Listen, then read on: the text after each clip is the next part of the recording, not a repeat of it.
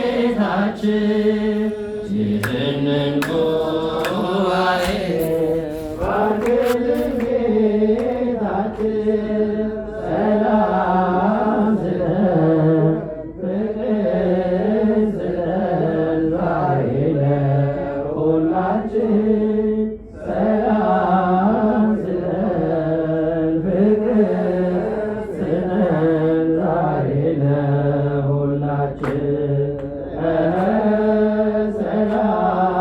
ስጠን ፍቅር ስጠን ዛሬ ለሁላችን ሰላም ስጠን ፍቅር ስጠን ዛሬ ለሁላችን ይህንን ጉባኤ ባርክልን ጌታችን ይህንን ጉባኤ ባርክልን ጌታችን ሰላም ስጠን ፍቅር ስጠን ዛሬ ለሁላችን ሰላም ስጠን ፍቅር ስጠን ዛሬ ለሁላችን ሰላም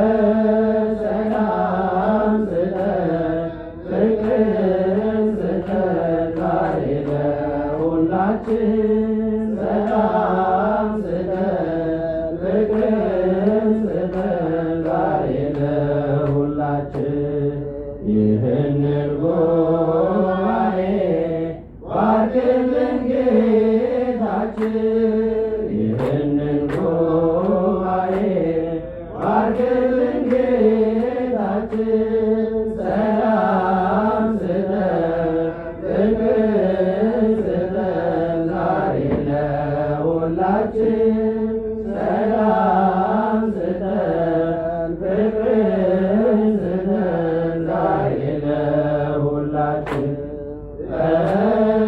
ሰላም ስጠን ፍቅር ስጠን ዛሬ ለሁላችን ሰላም ስጠን ፍቅር ስጠን ዛሬ ለሁላችን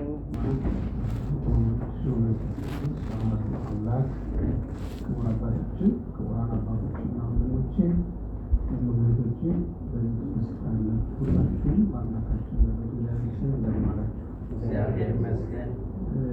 ቸርነቱን ምሕረቱን ከእኛ ያራቀ ዓለሙን በደሙ የገዛ በኃጢአታችን ብዛት በበደላችን ክፋት ብዛት ያልተወን ቤተሰቦችን ያልተለየ የቅዱሳን አምላክ እግዚአብሔር ስለማይነገር ስጦታው ስሙ ለዘላለም የተመሰገነ ይሁን።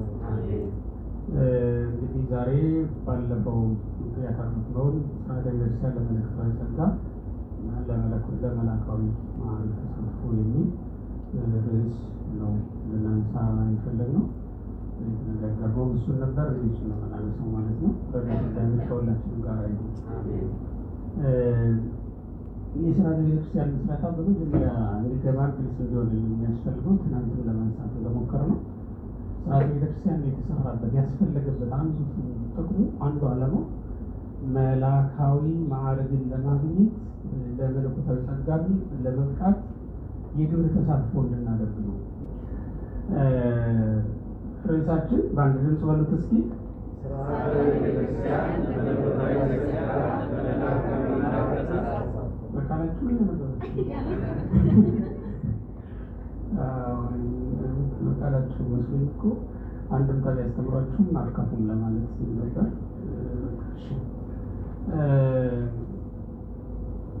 ስርዓተ ቤተክርስቲያን የተፈጠረበት አንዱ ዓላማ የግብር ተሳትፎ እንዲኖረን በእግዚአብሔር ስራ ውስጥ የግብር ተሳትፎ እንድናደርግ ነው። ሰው በእግዚአብሔር ስራ ተሳታፊ እንዲሆን የተፈጠረ ፍጥረት ነው። ለዚህም ነው የእግዚአብሔርን መልክ መስሎ ተፈጠረ ወይም በእግዚአብሔር መልክና ምሳሌ ተፈጠረ ብለን የምንናገረው በመለኮታዊ አሰራር ውስጥ ተሳትፎ እንዲኖረው ተደርጎ የተፈጠረ ፍጥረት ስለሆነ ነው። ስርዓተ ቤተክርስቲያን በቀጥታ በእግዚአብሔር ስራ ውስጥ ተሳታፊ እንድንሆን ተደርጎ የተቀረጸ ነው። የስርዓተ ቤተክርስቲያን አስፈላጊነት ሰው ስለማይገባው አንዳንዶቹ በእነዚህ ከሃይማኖት ውጭ መሆን የሚፈልጉ ሰዎች ለስሙ ሃይማኖት ይኖራቸው ግን ደግሞ ከዛ ውጭ መሆን የሚፈልጉ ሰዎች እንደሚያስቡት እንደ ቀንበር የሚቆጠር ነገር አይደለም። በመሰረቱ ቀንበር እኮ የተባለችው ወንጌል ናት አይደል? በማቴዎስ ወንጌል ምዕራፍ 11 ቁጥር 28 ላይ ወንጌልን ቀንበር ይላታል። ቀንበር በባህሉ ምንድን ነው የሚያደርገው? መስመር ያስይዛል። ሁሉም መስመሩን ጠብቆ እንዲሄድ ነው የሚያደርገው እንጂ ከዚያ ወጣ አኗኗር እንዲኖረው አይፈልግም ማለት ነው። እና በቀንበር ውስጥ መኖር ማለት በስርዓት ውስጥ መኖር ማለት ነው። በስርዓት ውስጥ በኖርን ጊዜ ሁሉ ምን እንሆናለን ማለት ነው? የመለኮታዊ ስራው ተሳታፊ እንድንሆን እድል ይመቻችልናል፣ ይሰጠናል ማለት ነው። ስለዚህ በመጀመሪያ አንድ ሰው የጸጋ ተሳትፎ ከእግዚአብሔር ጋር ሊኖረው የሚችለው በምን ሲገኝ ነው? የግብር ተሳትፎ ሊኖረው ሲችል ነው ማለት ነው። የግብር ተሳትፎ መኖር ሲኖረው ብቻ። የግብር ተሳትፎ ደግሞ እንዲኖረን ስርዓተ ቤተክርስቲያን የግድ አስፈላጊ ነው። ምክንያቱም ስርዓተ ቤተክርስቲያን ናት ወይም ቀኖና ቤተክርስቲያን የምንለው ነው። ካህኑን ሆኖ በክህነት እንዲያገለግል ያደረገው፣ ምዕመኑንም በጥምቀት ተወልዶ ተጠምቆ የእግዚአብሔር ልጅነት ከተቀበለ በኋላ የእግዚአብሔር ልጅ ሊያሰኝ የሚችል ስራ እንዲሰራ ያደረገው ቀኖና ቤተክርስቲያን ነው።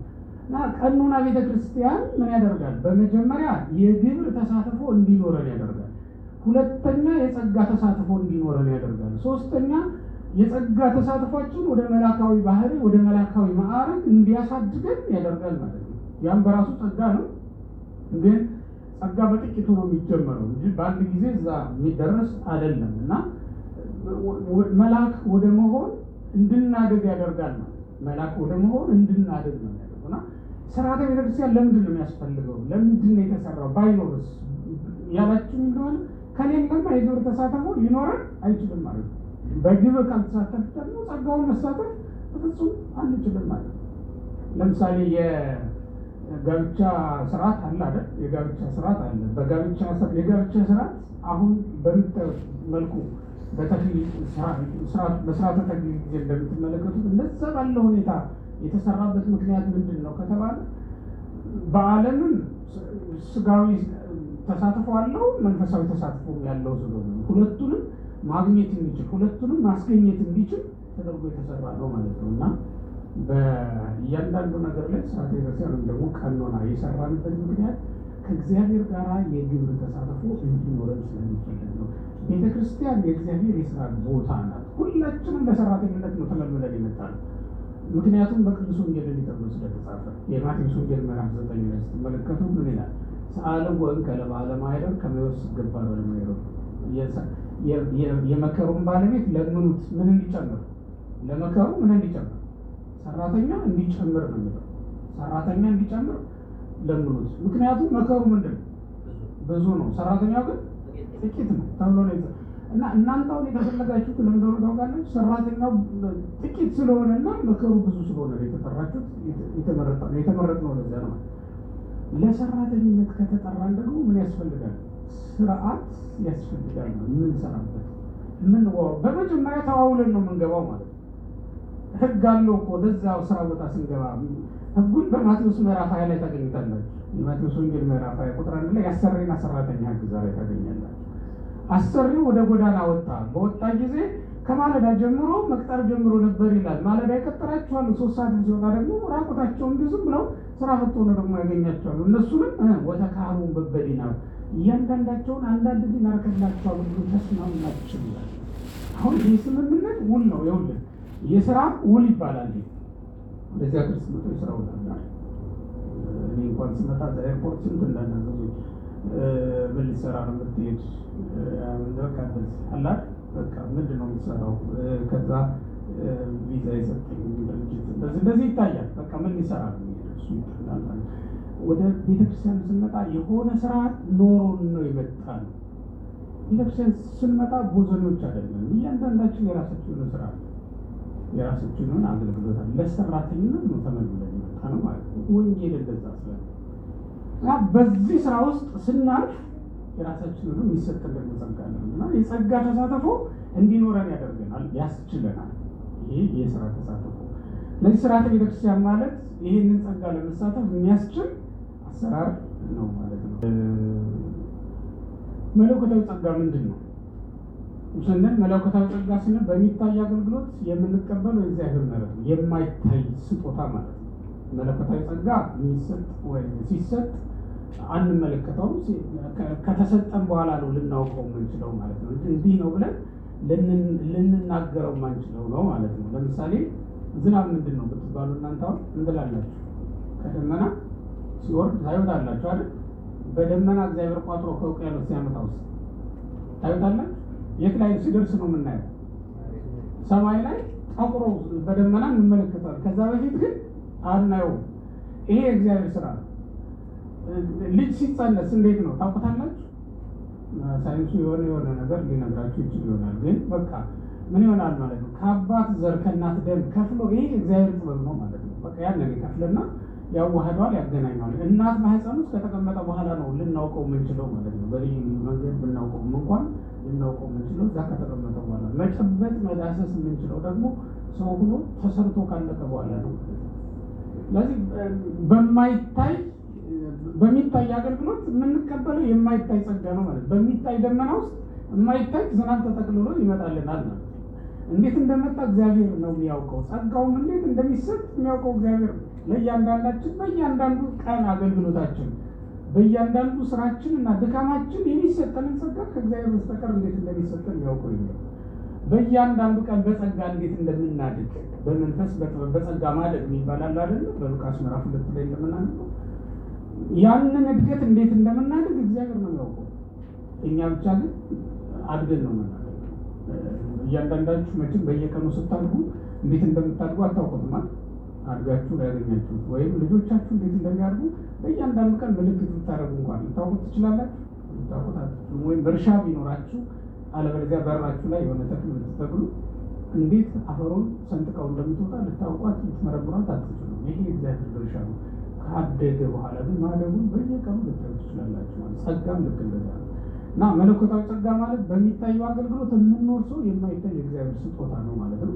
እሱ ከምሕረቱ የተነሳ ነው፣ ከፍቅሩ የተነሳ ነው። ለዚህ ነው ቅዱስ ጳውሎስ ስለማይናገር ስጦታው እግዚአብሔር ይመስገን ያለው። ለዚህ ስለማይነገር ያለው እንዲህ ባለ መንገድ ይሰጣል፣ እንዲህ ደረጃ ላይ ስትደርሱ ይታገኙ ተብሎ የሚነገር አይደለም። አንዳንድ ቀን ዘማውያን ይወርሱታል። አንዳንድ ቀን ደግሞ በጣም እንደው በ40 ዓመት የዘጉ ሰዎች ይቀበል 40 ዓመት የዘጋውና 40 ዓመት በዝሙት የኖረው ሰው ተካክሎ አንድ ጊዜ እኩል ጸጋ ሲያገኙ ልታገኟቸው ትችላላችሁ። ይሄ ከማን ምሕረት የተነሳ? ከእግዚአብሔር ምሕረት። እንዴት እንደሚሰጥ እሱ ነው የሚያውቀው። ምክንያቱም እዛ በወንጌል ላይ እንደተጻፈው ቅድም የጠቀስኩላችሁ ማቴዎስ ምዕራፍ 20 ላይ ያለው ታሪክ የሚነግረን ምንድን ነው? ማለዳ ጀምሮ ሲያገለግሉ ነበሯል። 11 ሰዓት ደግሞ የተቀጠሩ ነበሩ። እናንተ ፍረዱ ብትባሉ ለማን ነው የምታስበልጡት? በቃ ማለዳ ለመጡ ታስበልጣላችሁ። ይሄ ምንም ጥርጥር የለም። የወይኑ ባለቤት ግን ስንት ከፈለ? እኩል። ይሄ የሱ ድርሻ ነው፣ በቃ የሱ ስራ ነው። እንደዛ ባለ መንገድ ነው የከፈለው ማለት ነው። እና ይሄ በጣም የሚገርም ነገር ነው። ለነገሩ በእኛም ዘንድ እኮ አለ። ይሄ 100 ኪሎ ሰው እና 50 ኪሎ ሰው ሲሳፈሩ የሚከፍሉት የትኬት ዋጋ አንዳንዱ ሰው እኮ የእሱ ወንበር ጠቦት የወንበር ላይ መጥቶ ተቀምጦ ከኔ ጋር እኩል ከፍሎ ነው የሚሄድ እና ይሄ ያስገርመኛል በዓለም ውስጥ ስመለከተው ማለት ነው። እና የእግዚአብሔር ጸጋ ልክ እንደዚህ ናት። ለገሌ ትሰጣለች፣ ገሌ ነው በቃ የሚያገኛት ገሌ ነው ማንላት። አሁን በትምህርት ዓለም ቢሆን የምትገምቱት አላለ ገሌማ ይሄን ያገኘዋል የምትሉት ሰው አለ። ግን በእግዚአብሔር ጸጋ ዘንድ ይሄን አትገምቱ። የመቅደሱ አገልጋይ ቀርቶ ዘበኛው ሊገባ ይችላል። በር ላይ ነው ይሄ ልጅ ስላለ ያለው ሰው እሱ ሊገባ ይችላል። የምታውቁት አይደለም ማለት ነው። ለዚህም ነው ጸሐፍት ፈሪሳውያን እያሉ በጣም ሰፋፊ ቀሚስ ለብሰው ህዝቡ ያውቃቸው መምህራን እያሉ ሐዋርያት እነዚህ አሳ አጥማጆችን መምህራን አድርጎ የሾሙ። ለዚህ ነው የእግዚአብሔር ጸጋ እዚህ ናት ሲሏት እዛ የምትሆን ለገሌ ናት ሲሏት ለገሌ ሆና የምትገኝ ናት ማለት ነው። እንደዚያ አይነት ባህሪ አላት ማለት ነው። መላካዊ ማዕረግስ ምንድን ነው ካልን መላካዊ አገልግሎት ለማገልገል በመላእክት ስራ ለማለት መወሰን ነው ይላል። ይሄ እንደሆነ የፈታሁበት ያየሁበት መንገድ ነው እንጂ መላካዊ ማዕረግ ብንለው ይሄ በመንፈሳዊ ህይወት ለመኖር መወሰን በመላእክት ስራ ለመኖር የምትወስኑት ውሳኔ እሱ መላካዊ ማዕረግ ነው ማለት ነው። በሌልና ልንኖር ስንወስን የምናገኘው ጸጋ ነው ማለት ነው። ስርዓተ ቤተክርስቲያንስ ምንድን ነው ካልን ደግሞ ስርዓተ ቤተክርስቲያንን ለመሳተፍ ታበቃናለች። ምስጢራዊ ቤተክርስቲያንን መሳተፍ ደግሞ መለኮታዊ ጸጋን ወደ መካፈል ታደርሳለች። መለኮታዊ ጸጋን ሰውን ወደ መላካዊ ማዕረግ ታሳድገዋለች። እንዲህ ባለ ቅብብሎች ሶስት እርከን ኖሮት ነው ልናድግ የምንችለው ማለት ነው። አንዳንድ ምሳሌዎችን እንግዲህ ከስርዓተ ቤተክርስቲያን ስንል ብዙ ነው የሚፈጸሙልንን የምንፈጽማት በግልም በማህበርም የሚፈጸሙ ስርዓተ ቤተክርስቲያን በግልም በማህበርም ከሚፈጸሙት አንዳንድ ነው። አሁን ሌላ ነሳላችሁ የሚፈልገው እንጂ ጊዜውም ስለማይበቃል ባለን ጊዜ የምናነሳቸው ነገሮች እነዚህ ጥቂቶቹ የሚሆኑት ማለት ነው። ጥምቀትን በጥቂቱ በቀኖና ቤተክርስቲያን ከሚፈጸሙልን ስርዓቶች መካከል አንዱ ጥምቀት ነው። ጥምቀት ከምስጢራተ ቤተክርስቲያን ነው የምንለው። ምስጢራተ ቤተክርስቲያንን መሳተፍ የምንችለው በጥምቀት ነው፣ በስርዓተ ቤተክርስቲያን ነው። ስርዓተ ቤተክርስቲያን ጠቅላላ ጉዳይ ነው። ምስጢራተ ቤተክርስቲያንንም ሌሎችንም ልንፈጽምበት ልንሳተፍበት የምንችል ነገር ነው። ስለዚህ ምስጢራተ ቤተክርስቲያንን በስርዓተ ቤተክርስቲያን አማካኝነት እንቀበላቸዋለን። ይሄ ጥምቀቱ ምስጢር ነው፣ ግን ጥምቀቱ የሚፈጸምበት መንገድ ስርዓት ነው ማለት ነው። ስርዓት የምንለው ልዩነቱ ገብቷቸዋል። ጥምቀቱ ምስጢር ነው፣ በጥምቀት የምናገኘው ጸጋ የማይታወቅ ስለሆነ ማለት ነው።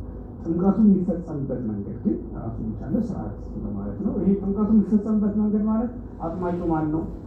ካህን አለ። ይሄ ስርዓት ነው። በሌላ ሰው ሊጠመቅ ይችላል፣ ዲያቆን ወይም ሌላ ሰው ሊያጠምቅ ይችላል ልንል አንችልም። ለምን? ቀኖና ወይም ስርዓቱ የማይፈቅድልን ስለሆነ እንላለን።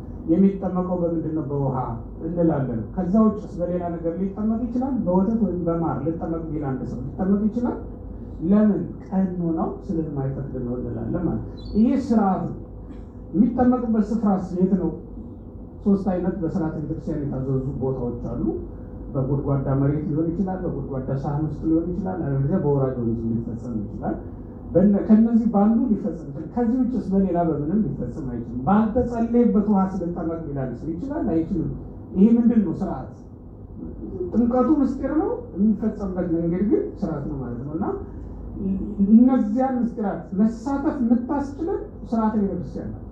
ምስጢረ ሜሮን ራሱን የቻለ ምስጢር ነው። ምስጢረ ሜሮንን የምንሳተፍበት መንገድ ግን ራሱን የቻለ ደግሞ ስርዓት ወይም ደግሞ ቀኖና ነው ብለን እንይዘዋለን ማለት ነው። ምስጢረ ተክሊል፣ ሌሎችም ምስጢራት በሙሉ ብናነሳቸው ምንድናቸው? ምስጢራት ናቸው። ግን የምንሳተፍበት መንገድ ስርዓተ ቤተክርስቲያን ነው እና ስርዓተ ቤተክርስቲያን ሁሉንም በመስመርና በጸጋ ልናገኝበት በሚያስችል ሁኔታ እንድንሳተፍ ሊያደርግ የሚችል ነው ማለት ነው። እንደዚያም ስለሆነ ነው ጸጋ ማግኘት የቻልንበት በተሰራልን ስርዓትና በተወሰነው ቀኖና መሰረት ስንፈጽመው ነው በሚገባ ልናገኝ የምንችለው ማለት ነው። እያንዳንዱ ነገር መቼም የራሱ የሆነ ህግ አለ አይደል? በራሱ በተሰራለት ህግ ያደረግነው እንደሆነ ጸጋ እናገኝበታለን ማለት ነው። ለዚህ ጥምቀትን ከምስጢራተ ቤተክርስቲያን አንዱ ነው። ካልተጠመቅን ከእግዚአብሔር በመንፈስ አንወለድም። ከእግዚአብሔር ላልተወለደ ደግሞ ጸጋ እግዚአብሔር አታደርበትም። የጸጋው ስጦታ በላያችን የሚወርደው ምስጢረ ጥምቀት ስትፈጸምልን ነው ማለት ነው። ተግባራዊ ወንጌል ወይም ደግሞ ፕራክቲካል ጎስፔል ብለን የምንጠራው አሁን በነገራችን ላይ ያላችሁ ክርስትና ተግባራዊ ሲሆን ተሳትፎ ለጸጋ የሚያበቃው ተግባራዊ ወደ ትጉ ሲመጣ ነው ማለት ነው። ተግባራዊ ወንጌል ምንድን ነው? ተግባራዊ ወንጌል አሁን በእኛ ላይ ሊፈጸም የሚችለው በተጨባጭ ሊፈጸም እኛ ራሳችን ልንፈጽመው የምንችለው ወንጌል ምንድን ከተባለ ወንጌል ብለን የምንናገረው ቴክስቱን ብቻ ነው። በተግባርም የምንሰራቸው ስራዎች በጠቅላላው ምን ይባላሉ? የተግባር ወንጌል ተብሎ ይጠራሉ ማለት ነው። አሁን እኛ በቴክስት ነው ያነበብነው። መጀመሪያ ላይ ስለ ጥምቀት የተማርነው ይሄ ዮሐንስ ወንጌል ምዕራፍ 3 ላይ ያለ አይደለ? አምላካችን መድኃኒታችን ኢየሱስ ክርስቶስ ከእግዚአብሔር ዳግመኛ ካልተወለዳችሁ ከውሃና ከመንፈስ ካልተወለዳችሁ ምን አትሉም ብሎናል። ወደ እግዚአብሔር መንግስት አትገቡም ብሎን ነበር። ያንን ነው እንግዲህ አባቶቻችን ወደ ተግባር አመጡትና የተግባር ወንጌል ውስጥ እንድንሳተፍ ያደርጉናል ማለት ነው። ምን ስንጠመቅ ይህንን አባቶቻችን ምን ብለው ይጠሩታል? ፕራክቲካል ጎስፔል። በቅዳሴም ጊዜ አሁን የምናደርጋቸውን ክንውኖች በጠቅላላው እና በጸሎትም ጊዜ አሁን በጸሎት ጊዜ በምጽዋትም ጊዜ እኮ የተግባር ወንጌል የምንላቸዋል። ለምሳሌ ምጽዋትን ብንወስድ በምትመጸውትበት ጊዜ ይላል አይደል? አዋጅ አትንገር፣ በአደባባይ ሞተህ ሰው እያየህ አትስጥ አይደለም ይለው። ተሰውሮ የሚሰጥ ሰው ምን እያደረገ ነው? የተግባር ወንጌል እየፈጸመ ነው ማለት ነው። ወይም የሚመጸውት ሰው ምን እያደረገ ነው? የተግባር ወንጌል እየሰበከ ነው ማለት ነው። መምህሩ ቆመው እያስተማሩ እማዬ መክፈል ትታገላለች አሉ እና ምን ብለው ተናገሩ? መምህሩ ነህን አነብ ወይም እማዬ ትተረጉም ብለው ተናገሩ አሉ። ምን ማለት ነው? ገብታችኋል? እኛ እናነባለን፣ እማዬ ኦሮዲቅነት እንደዚህ ነው። በቃ እማዬ ትተረጉማለች። በቃ ምክንያቱም እማዬውን ማቴዎስ ምዕራፍ ይህን ያክል ላይ ምጽዋት ስጡ እንጀራውን ለተራበ ብሉ ይላል ብላ አትሰብክም፣ አትችልም። ግን ምን ታደርጋለች? ለተራበ ስጣል። የቀድሞ አባቶቻችን እንዲህ ነው የኖሩት። ወንጌሉን በተግባር ነው የኖሩት እንጂ በቃል ላያውቁት ይችላል። አሁን ገጠር ሄዳችሁ ብትጠይቁ አሁን ማቴዎስ የሚባል ወንጌል 4 ክፍል ሆኖ መጽሐፉን እኮ ያልሰሙ ሰዎች ታገኛላችሁ። ግን በተግባር ምን አይነት ናቸው? ዝክር ይዘክራሉ፣ እንግዳ ይቀበላሉ፣ እንግዳ ሲመጣ መኝታቸውን ለቀው ያስተኛሉ። ወንጌል በተግባር እነሱ ቤት ነው ያለችው። እናንተ እንደውም ሻወር ውሰድ ነው የምትሉት። ግርም መጣት ነው ያችን ለማምለጥ ሻወር ትወስዳለች ቶሎ ብላችሁ እንደዛ ነው የምትሉት። ግን ወንጌሉ ምን ይላል? የእንግዶችን እግር ያጠበ አይደል? የእንግዶችን እግር ያጠበ ነው እኮ የሚለው እና ወንጌል በተግባር ሲሆን እንደዛ ነው የሚሆነው። ይሄ ጥምቀት በራሱ በመጀመሪያ የጀመርነው ወንጌልን በተግባር በምንጠመቅበት ሰዓት ተግባራዊ ምላሽ እየሰጠን ነው ማለት ነው። አባቶቻችን በቀጥታ ወደ ስራው ነው ልምምድ ውስጥ ነው ያስገቡን ማለት ነው ሲያጠምቁን። አሁን በቃሉ ተጠምቄያለሁ እስከ 30 ድረስ አልጠመቅ የሚለው ወንጌል በወንጌላዊ ተግባር ውስጥ ምንም አይነት ተሳትፎ ሳይኖረኝ እንዲሁ መኖር እችላለሁ ወይም ደግሞ እፈልጋለሁ እንደማለት ነው የሚቆጠረው። ግን የእኛ አባቶች ግን ከ40 እና ከ80 ቀን ጀምሮ ወንጌልን እንድንፈጽም ማድረግ ጀምረዋል፣ አስጀመሩ ማለት ነው። እና ወንጌልን መፈጸም የጀመርነው ወንጌልን መማር የጀመርነው ያን ገና ስንጠመቅ ጀምሮ ነው የሚሆነው ማለት ነው። ይሄ ምንድን ነው ይታያል። የኛ ቤተክርስቲያን ስል ስላላገኘው ይሄን ያደረገው ወደ ጥልቁ የማውረድ ስነ ስርዓት ነው ይሄ እየተካሄደ ያለው። ለምን ጥምቀት ማለት ወደ ጥልቁ መውረድ ማለት ነው አይደል? ወደ ጥልቁ መውረድ ማለት ነው ማለት ነው። ወደ መቃብር መውረድ ማለት ነው። ወደ ክርስቶስ ከክርስቶስ ጋር አብሮ መቀበር ማለት ነው። እንግዲህ ቅዱስ ወንጌልም እንደሚነግረን በጥምቀት የክርስቶስን ሞቱን በሰውነታችን እንካፈላለን። ሐዋርያው ቅዱስ ጳውሎስ በሮሜ ምዕራፍ 6 ቁጥር 3 ላይ ጥምቀት ብዙ ጸጋዎችን ብዙ ተግባራትን በአንድ ጊዜ የምንፈጽመው ስንጠመቅ።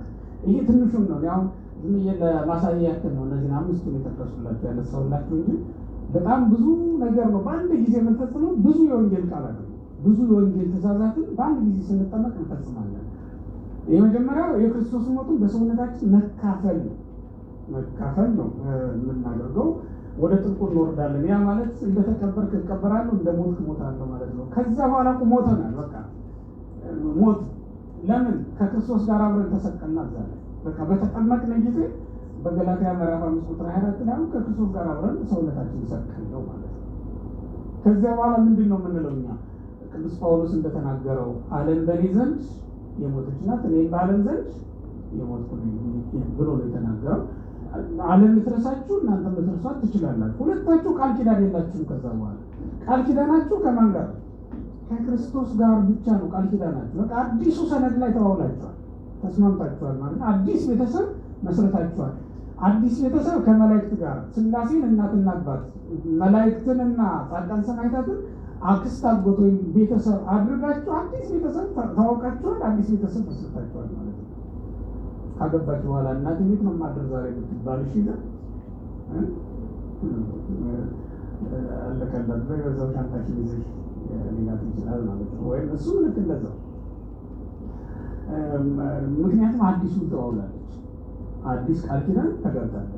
ስለዚህ ከዛ በኋላ ከማታውቀው ከነበረው ከዛ ከባሏ ጋር አዲስ ተዋውቃ እንደ አዲስ ነው ማለት ነው። እና አዲስ ህይወት አዲስ ኑሮ ይጀምራል ከዛ በኋላ። እና እነዚህ ነገሮች አሁን ዝም እያነሳሁላችሁ ናቸው እንጂ በጣም ብዙ ቃል ኪዳኖችን በጣም ብዙ የወንጌል ቃላትን በዚያ ሰዓት እንፈጽማለን።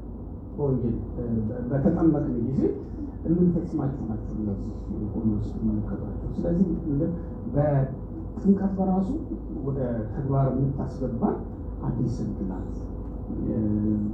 በዚያ ሰዓት እንግዲህ እነዚህ ነገሮች እያደረግን እንቀጥላለን። እንደዚህ ያሉ ታላላቅ ክንውኖችን የምንፈጽመው በምስጢራተ ቤተክርስቲያን በኩል ነው።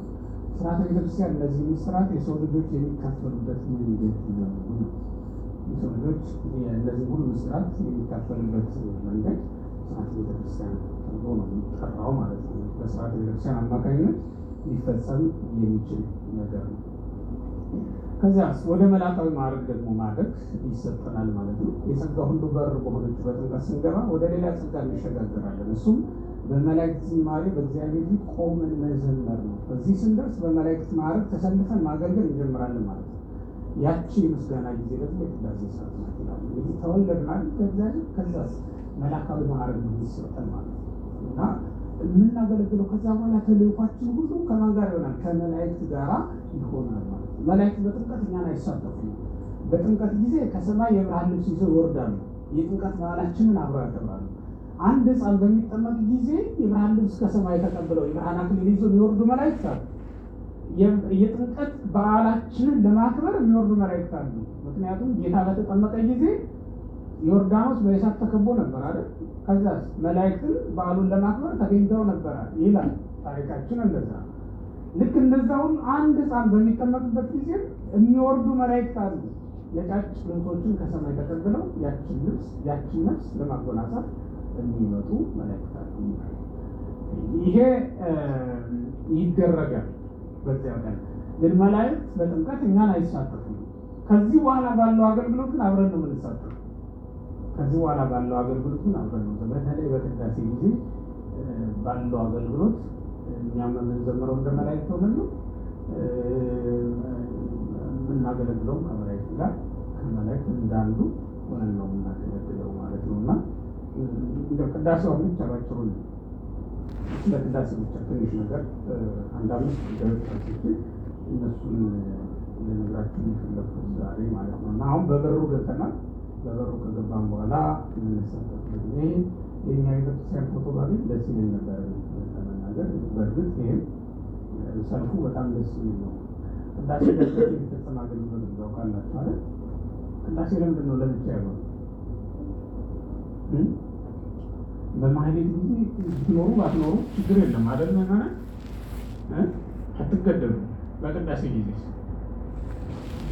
ቅዳሴ የህብረት አገልግሎት ነው። ቅዳሴ ብቻ በቤተክርስቲያን አገልግሎት የህዝብና የካህን የዲያቆን ተብሎ ተከፍሎ እንትን ያለው ምንድን ነው ተሰጥቶም ይባላል። ዲያቆኑ ምን ይላል? ህዝቡ ምን ይላል? ካህኑ ምን ይላል? በቃ እንዲህ ያለ ይቀጥላል ማለት ነው። ቅብብሎሽ ነው። ሶስቱም አካላት ወይም በሶስት መንገድ የተከፈለ ሆኖ መታገል ማለት ነው። ለምንድን ነው እንደዚህ ያለው ከተባለ ይሄ የሰማያዊው አገልግሎት ምልክት ስለሆነ ሰማያዊው አገልግሎት ሁላችንንም የሚያሳትፍ አገልግሎት ነው። ቅዳሴ የሰማያዊው አገልግሎት ምልክት ነው። በቅዳሴ ጊዜ የምንቆማት መቆም ደግሞ በሰማያዊው መቅደስ ውስጥ የምንኖረው ስርዓት የምንለማመድባት ጊዜ ናት። ያቺ በቅዳሴ ጊዜ የምንቆማት ሰዓት በሰማያዊ ስርዓት በሰማያዊ መቅደስ ውስጥ የምናገለግልበትን ህይወት የምንለማመድባት ጊዜ ናት። ያቺ ተመልከቱ፣ ልብ በሉ በደንብ። በቅዳሴ ጊዜ ምን እናደርጋለን? በእጃችን ጧፍ እንይዛለን አይደል? ካህኑ ደግሞ ምን ያደርጋል? ማዕጠንት ይይዛል፣ ያጥናል። ምዕመናን በያሉበት በየማዕረጋቸው ይቆማሉ። በዚያ ሰዓት ከበሮም የለም ጸናጽልም የለም። ለምንድን የመዝሙር መሳሪያ ማንጠቀሙ? ከአገልግሎቶቻችን ሁሉ የመዝሙር መሳሪያ የሌለበት እሱ ነው። ከአገልግሎቶቻችን ሁሉ ደግሞ እንቅስቃሴ የሌለው እሱ ነው። ለምንድን ነው?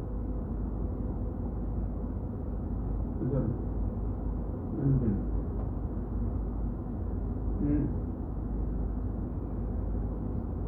እጅ የሚያወጣ የለም።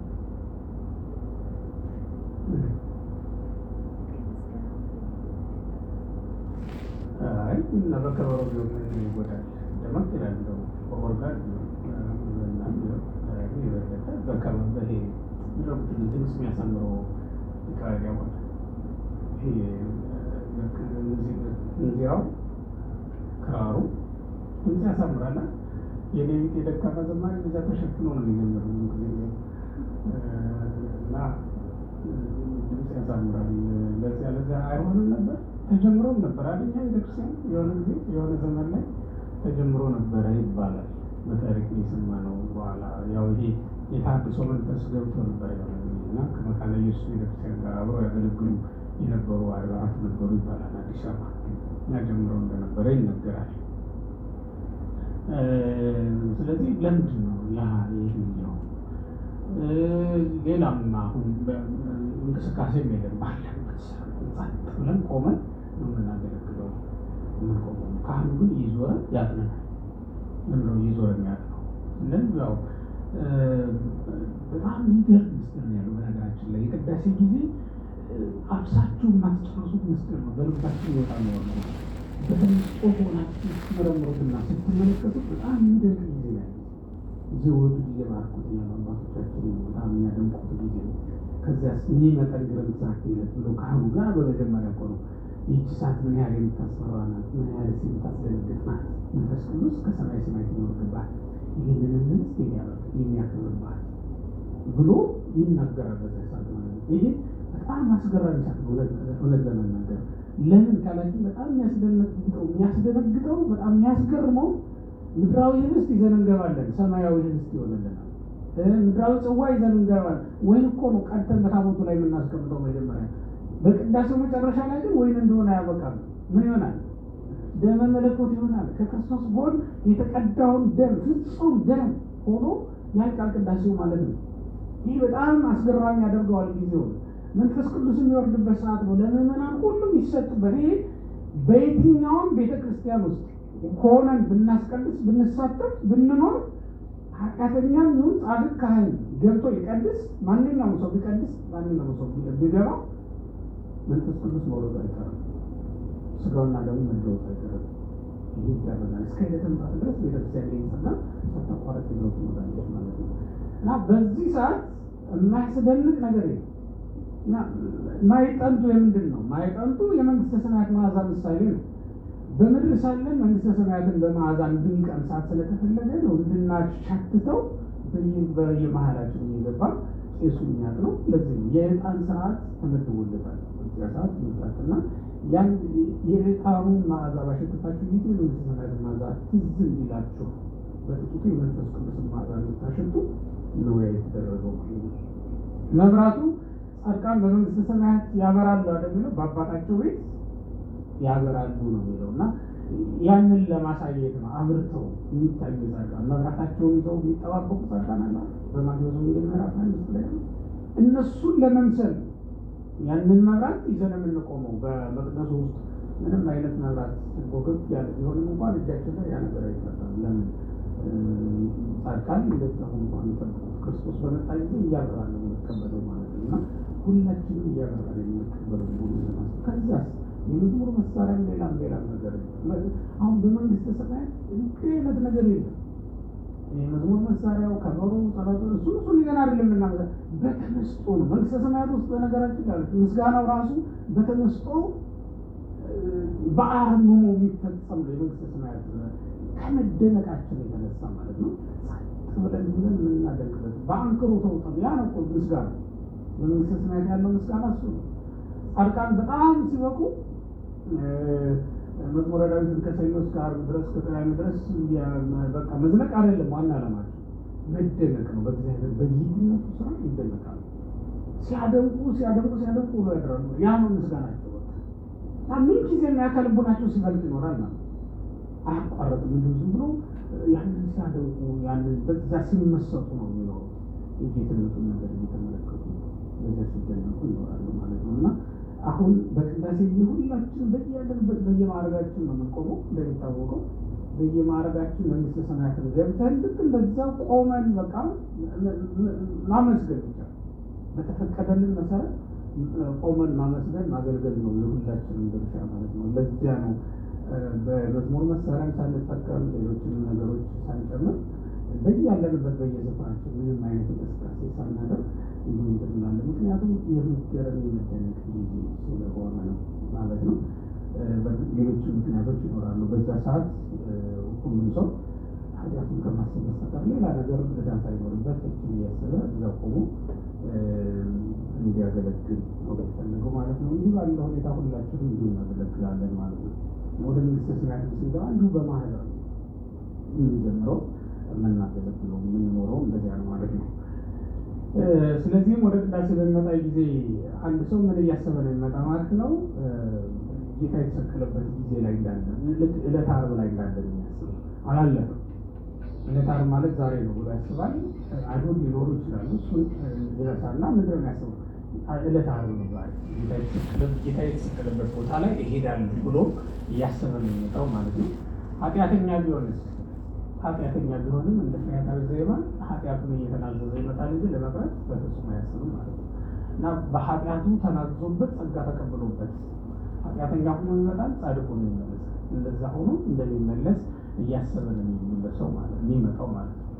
ኢየሱስ ክርስቶስ ሊቀ ካህናት ሆኖ ሲያገለግል የሚያይበት ጊዜ ነው። አሁን የሚያገለግለውን ካህን ኢየሱስ ክርስቶስ ወክሎ ነው የሚያገለግለው። በዚያ ሰዓት ሁላችንም ማወቅ ያለበት በዚያ ሰዓት የሚያገለግለን ካህን ኢየሱስ ክርስቶስ ራሱ ነው ብለን ነው ማመን ያለብን። እና ሊቀ ካህናችን እሱ ነው። በራሱ መስዋዕትነት በራሱ ካህንነት የሚያገለግለን መሆኑን በማመን በማሰብ የምንቆምበት ሰዓት ነው ማለት ነው። ከሐዋርያት ጋር ነው ደግሞ አብረን የምንሰለፈው እዚያ ላይ። ምክንያቱም ያቺ ሰዓት ክርስቶስ ቀድሶ ያቆረበባት ሰዓት ናት ብለን ብናምን ያ ማዕድ ሐዋርያት የተቀበሉት ማዕድ ነው። አንድ ጊዜ የተዘረጋ ማዕድ ነው እስከ ሕልቀተ ዓለም ድረስ። ከዚያ ነው ስንመገብ የምንኖረው እና ከሐዋርያት እንዳንዱ ሆነን ስጋውን ደሙን ለመቀበል የተሰለፍንን እንጂ ሌላ አይደለም። እና እሱን አምነን ነው የምንቆመው እዚያ። እሱን እያሰብን ነው በዚያ ልቡና ሆነን ነው የምንቆመው። በዚያ ልቡና ሆነን እንቆማለን ማለት የራሳችን ኃጢአት ብቻ በማሰብ ጸንተን እንቆማለን። ያ ማለት ሌላው የምናስብበት ጊዜ የለም። የእኛን በማሰብ ስለተጠመድ የሌላውን ኃጢአት በፍጹም አናስብም። ያ ማለት ካህኑም እንኳን በሌላ ኃጢአት ብናውቀው እኛ ግን ምን እናስባለን? የራሳችን ኃጢአት እናስባለን። በዜና አንድ የሚያስደንቅ አባት አለ። ሰይጣን ሊፈትን አንድ ካህን እየመጣ ስጋውን ደሙን ያቀብላቸዋል። የበቁ ናቸው እና ሰይጣን ሊፈትናቸው አንድ ቀን መጣና ያ ስጋውን ደሙን የሚያቀብልህ ካህን እኮ እንዲህ አይነት ኃጢአት የሚሰራ ነው አሉ። መነኩሴ መስሎ መጥቶ ነው የሚያወራው። ከዚያ እኛ አባት ምን ብለው መለሱለት? ከሱ የበለጠ ኃጢአት እኔ ስላለብኝ የእሱን የማስብበት ጊዜ የለኝም ማለት ነው። ከዚያ ግን ያ ካህን ወዲያውኑ መጣ። ስጋውን ደሙን የሚያቀብልበት ስጋውን ደሙን የሚሰራበት ጊዜ ስለደረሰ ካህን ወዲያውኑ መጣ ይላል እና በል አገልግሎትን ቀጥል፣ ስጋውን ደሙን አቀብለኝ አሉት። ምንም እንዳልሰሙ ነው ማለት ነው። ልክ እንደዚያ ብለውት ከገባ በኋላ ምን ሲሆን ቢያዩት ጥሩ ነው? የእግዚአብሔር መልአክ በቀኙና በግራው ከበውት የእግዚአብሔር መልአክ ሲራቡት ይመለከታል።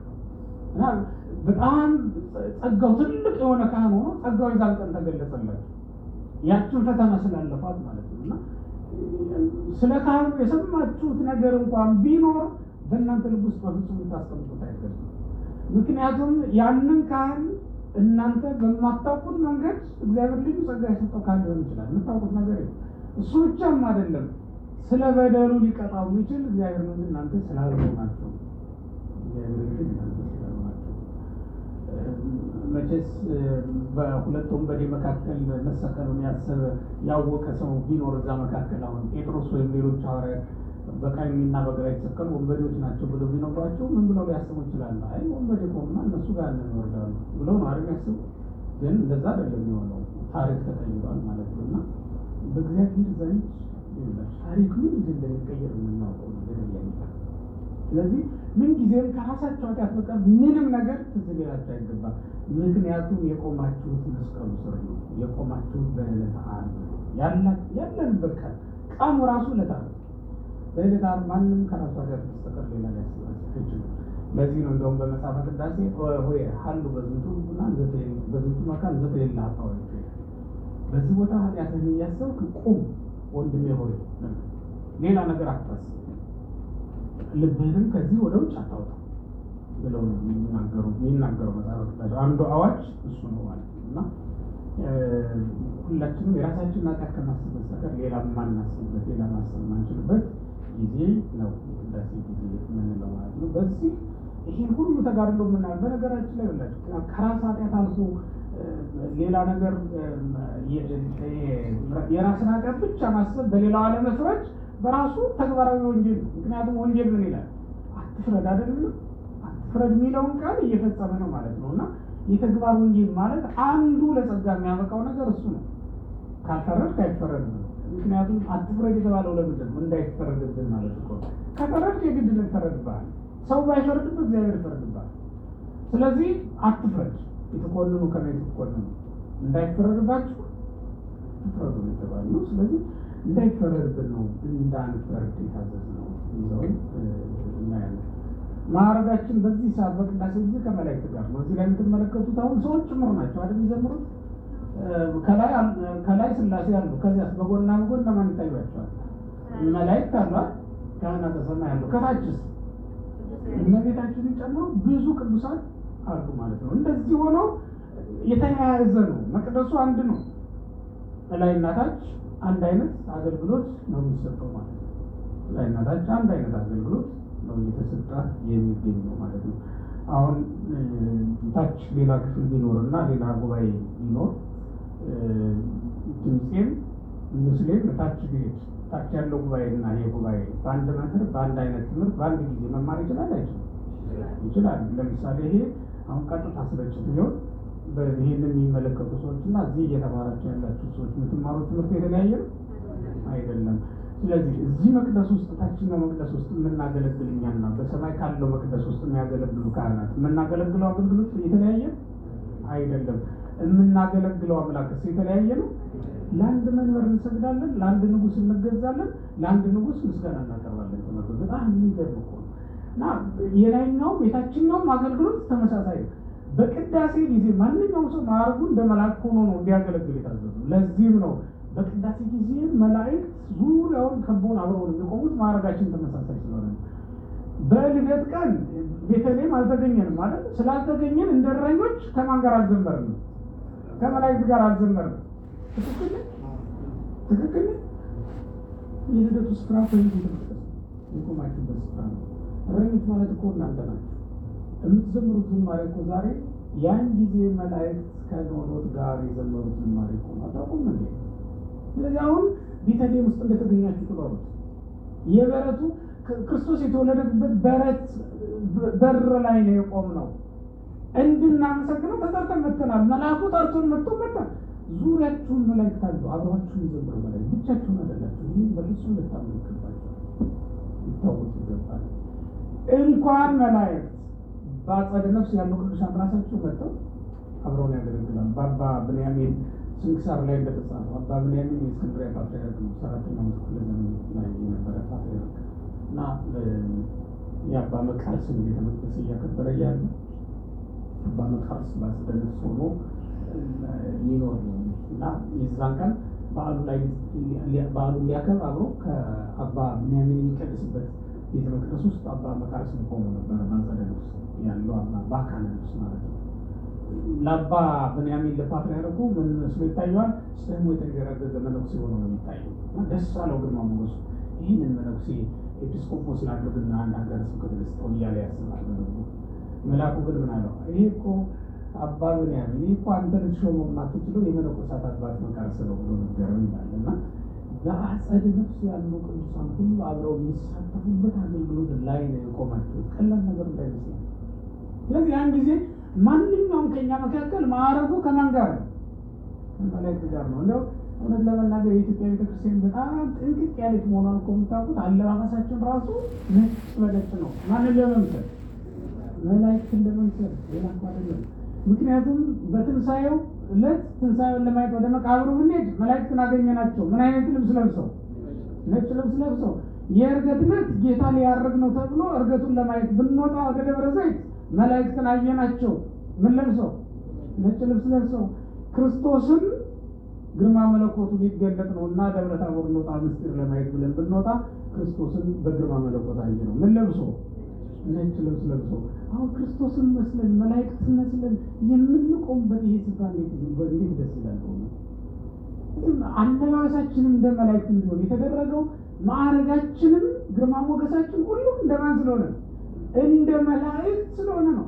ይቺ አገልግሎት ይቺ ምስጋና በእውነት መላእክትን የምታስመስላት እንዳትቀርባችሁ።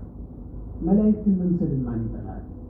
ከቅዳሴ ብትቀሩ እኮ አንድ ቀን ስትቀሩ መላእክትን ከመምሰል እንደምትቀሩ መላእክትን መምሰል እንደምቀርባቸው ታውቃላችሁ። ከመላእክት ጋር የምታገለግሉበት ጊዜ እኮ ነው የነበረ። ቤተልሔም ከመላእክት ጋር እንድታገለግሉ ተጠርታችሁ ብትቀሩ አይቆጫችሁም? ተኝቶ የቀረ ሰው እኮ አለ። በቃ ሰንፎ የቀረ እንቅልፉን ብሎ የቀረ እኮ አለ። ስጋዊ ትርፍ ለማግኘት ብሎ የቅዳሴውን ሰዓት ለሌላ ጊዜ መደበ እኮ በጣም ብዙ ሰው አለ። አልመች ብሎኝ እኮ አባ ቅዳሴውን ጠፋው ይላል። አባ ገነት ላይ ናግባ አለ ብለው ያስገቡት ይመስል የሚያስገቡህ በስርዓቱ ከሄድክ ካህኑ ቁልፍ ይዞ ወደ ገነት መርቶ ሊያገባ የሚችለው የታዘዝከው መፈጸም ስትችል ነው። እንደዚህ አካል ወለሰከሉት ይችላል። ስለዚህ ወገኖቼ አሁን ይሄ ማዕረግ መላካዊ ማዕረግ በስርዓተ ቤተክርስቲያን የምናገኘው ይሄ ጸጋ በቅዳሴ ጊዜ በጣም ጎልቶ ነው የሚታየው። በጣም ነው ጎልቶ የሚታየው እና በዚያ ሰዓት ስትቆሙ ደስ እያላችሁ ማገልገል ይገባል። ብዙ ቅዱሳን ከመላእክት ጋር ቆመው የሚገኙት ወይም መላእክትን አጠገባቸው ሲራዷቸው የሚያገኟቸው በቅዳሴ ጊዜ ነው። በዜናው ብዙ አባቶችን ስትመለከቱ ረዳት ስለሌላቸው ተንሱ ጸልዩ ብሎ የሚያገለግል ዲያቆንም ተራዳይ ካህንም ስለማይኖራቸው አብሯቸው የሚያገለግሏቸው በመላላክ መላእክት ነው። መላእክትን ያገለግሏቸዋል፣ ይራዷቸዋል። እንዲህ ያለው ሁኔታ ነው ቅዳሴው የሚፈጸመው ማለት ነው። ቀለም አስተካክሎ እንኳን ማንበብና መጽሐፍ የማይችል ደካማ ካህን ቢገባ የሚራዱት መላእክት አብረው ይላኩለታል እንጂ ቅዳሴው ግን አይታጎልም። አገልግሎቱ አይቋረጥም፣ እንዲሁ ይቀጥላል ማለት ነው እና ደስ እያላችሁ በዚያ ሰዓት የምታገለግሉ በእውነት የሚገባበት ጊዜ ነው። ለዚህ እኮ ነው በቀደመው ስርዓት እንደውም አባቶቻችን በባህላችን ምን ይላሉ? መላእክትን መርገጥ የሆነ ባህል አትግባ ይላሉ አይደል? አዎ ይላሉ። በዛ ይሉናል። መላእክት የሚረገጡ ሆኖ አይደለም። በዚያ ሰዓት በሙላት በብዛት መጥተው አገልግሎታችንን የሚሳተፉ ስለሆነ የሰማዩና የምድሩ መቅደስ የሚገናኙበት ጊዜ ማለት ያ ሰዓት የሰማዩና የምድሩ ሰራዊት አብሮ ተገናኝቶ የሚያገለግልበት ጊዜ ነው። የምንለያየው መቼ እንደሆነ ታውቃላችሁ? በቁርባን ጊዜ ነው። እኛ እንቆርባለን፣ እነሱ አይቆርቡም። እኛ እንበላለን፣ እኛ መብላት ተፈቅዶልናል፣ እነሱ ግን አይበሉም። ያን ጊዜም ማዕዱን ዙሪያውን ከበው ነው የሚቆሙት። አባ ሕርያቆስ ቅድመ ዝንቱ ማዕድ ግሩም በሚለው ቃል ተናግሯል። ይህ ግሩም በሆነ በቁርባኑ ፊት ቆሜ አመሰግንሻለሁ ይላል ቤታችን። ቁርባኑ ለምንድን ነው ግሩም ያለው ከተባለ ግሩማን መላእክት ከበውት የሚቆሙ ስለሆነ ግሩማን መላእክት ከበውት የሚቆሙ ስለሆነ ነው ተብሎ ተጽፏልና ግሩማን መላእክት ከበውት የሚቆሙት በዚህ ጊዜ ውስጥ ስናል በፍጹም ደስታ ልናገለግል ይገባል። ሌላው የመላእክትን ዝማሬ የምናቀርብበት ጊዜ ነው። የመላእክት ቅዳሴ ነው የምንለው እኛ። ቅዳሴው የመላእክት ቅዳሴ መላእክት ይላሉ ካህን ገና በመጀመሪያ እና ቅዳሴ መላእክት ያሰኘው ይሄ ራሱ በራሱ ዝማሬውን ዝማሬ መላእክት ወይም ቅዳሴ መላእክት ብለን የምንጠራበት ምክንያት ቅዱስ ቅዱስ ቅዱስ ስለሆነ የምንጀምረው ማህበራ ቅዱስ ብለን ነው። በመጨረሻም ቅዱስ ቅዱስ ስሉስ ዘይት ነገር ብለን ነው የምንደመድመው እና ቅዱስ ቅዱስ ቅዱስ ነው። ከሌላው ጊዜ በተለይ ይሄ የመላእክት ዝማሬ በሌሎች አብያተ ክርስቲያናት እና ቅዳሴውን የሚያጠኑ ሊቃውንት እንደሚናገሩት የሱራፌል ምስጋና ተብሎ ነው የሚታወቀው ይሄ ማለት ነው። እንትን ላይ ነቢያትን በራእይ ሲመለከቱ መላእክትን ያዩአቸው ቅዱስ ቅዱስ ቅዱስ እያሉ ሲያመሰግኑ ነው ይላል። ካህናቱን በቅዳሴ ጊዜ ነው ያደርጋሉ ማለት ነው። እዚህ ላይ ሁለቱን ለማገናኘት ሞክሬያለሁ። ዳግሜ በዚህ በኩል ምድራውያኑ፣ በዛ በኩል ደግሞ ሰማያውያኑን ነው እንግዲህ ያየ ነው። በመላእክት ስርዓት ነው የሚያገለግሉት ሁለቱም። የሚገርማችሁ ሁለቱም ያጥናሉ፣ ሁለቱም አክሊል ይደፋሉ፣ ሁለቱም ማዕጠንተ ወርቅ ይይዛሉ፣ ሁለቱም ልብሰ ተክህኖ ይለብሳሉ። እንደዚህ ናቸው። ተመሳሳይ ነው አለባበሳቸው። ይሄንን በቴክስት ሆኖ ደግሞ አንዳንዱ ይሉላል ይሄ ስዕል በመጀመሪያ ቴክስት ነበረ። ከዛ ምን ይሆናል? ፒክቸር ይሆናል ማለት ነው። ከዛ ምን ይሆናል? እንለማመደዋል፣ ፕራክቲስ እናደርገዋለን። እንደዛ የሆነ ነው የሚመጣው። ወንጌል ህይወት ነው፣ የተኖረ ወይም ሊኖር የሚገባው ህይወት ነው። ዝም ብሎ ቴክስት ሆኖ የሚቀር ነገር አይደለም። ወይም በቤተ ሙከራ የሆነ ሰው ይሰራዋል። ከዛ በኋላ አሁን የምትማሯቸው ትምህርቶች በሳይንስ የሚጠኑ ጥናቶች በጠቅላላ አሁን መኪና እንዴት እንደሚሰራ በመጀመሪያ ይጽፉታል። አዲስ ሰዎች ዲዛይን ያደርጉታል በኮምፒውተር ነበረ። ከዚያስ ተግባራዊ ያደርጉታል። ከዚያስ እናንተ ትቀበሉና ምንዳሉ እንዴት ተሰራ እንዴት እኔም ደግሞ ልሞክረው አትሉም ማለት ነው። ክርስትና ግን እንደዚህ ያደርጉ ሁላችንም የምንሞክረው ሁላችንም የምንሳተፈው እያንዳንዳችን ልናደርገው በሚገባን መጠን በተፈቀደልን መጠን የምናደርገው ነው እንጂ እንዲሁ ዝም ብሎ አይደለም። እና አሁን ቴክስት ስትመለከቱ መጽሐፍ ቅዱስ ለምሳሌ በዮሐንስ ራዕይ ምዕራፍ 4 ቁጥር 8 ላይ ስትመለከቱ መላእክት ምን አይነት እንደሆኑ የሰማዩ ካህናት ማለት ምን አይነት እንደሆኑ ይነግራቸዋል፣ አለባበሳቸው። እንዲሁም በዮሐንስ ራዕይ ምዕራፍ 8 ላይ ደግሞ ስትመለከቱ ምዕራፍ 8 ቁጥር 2 ላይ ምን አይነት እንደሆነ አገልግሎታቸው ትረዳላችሁ። የሰማዩ መላእክት ከዛ በሰማዩ መቅደስ ውስጥ ያሉ ካህናትን ተመልክታችሁ ወደ ምድር ደግሞ ስትወርዱ በምድር ያሉት ካህናቶቻችንም ተመሳሳይ የሆነ አለባበስ ተመሳሳይ የሆነ አቋም ይዘው ታገኛቸዋላችሁ። አክሊላቸውን አውርደው ሲሰግዱ አሁን መንበሩን እየዞሩ ያጥናሉ አለ። መንበሩን እያጠኑ ደግሞ ምን ይላሉ? ይሰግዳሉ። ከዛስ አክሊላቸውን ያወርዳሉ። ያው አክሊል አሁን ማውረድ ቀርቷል መሰለኝ። በቅዳሴ ጊዜ ቢያንስ 2 ጊዜ አክሊል ያወርዳሉ ካህናት በኪዳን በሚደረስበት ሰዓት እና ወንጌል በሚነበብበት ሰዓት አክሊላቸውን ከራሳቸው ላይ ያወርዳሉ እና ይሰግዳሉ። እንደዚህ ነው የነበረው። ይሄ ከምን ተወስዶ ነው? በዮሐንስ ራዕይ ምዕራፍ 4 ቁጥር 8 ላይ ያለው